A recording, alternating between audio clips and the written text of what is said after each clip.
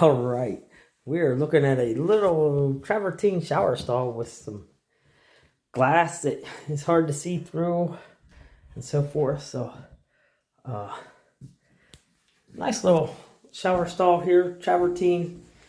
Uh, Typical issues of floor perimeter grout being cracked, and a couple other places that right there in the corner, cracked grout and so forth. So it just needs a good cleaning. We got hard water here at this house, so we're gonna get everything cleaned up here and talk about it, what we did and how to do it and so forth. So we'll bring you back here later. Have a good day. Hey, I wanted to bring you back here and show you the progress so far.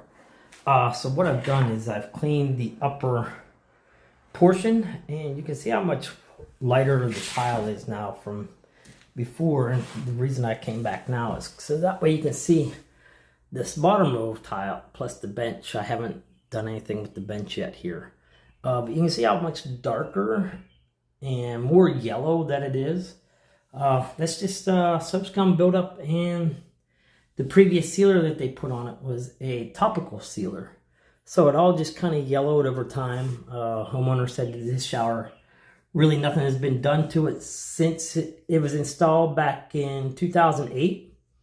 So this is what we're working with. So, but you can see how much brighter that is already compared to down below here.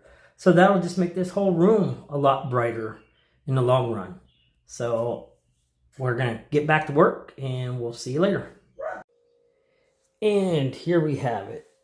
Glass cleaned on this shower and everything good and cleaned, and grout replaced where it needs to be and so forth.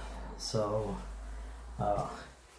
got this cleaned and sealed for them. Looks good again, almost like new.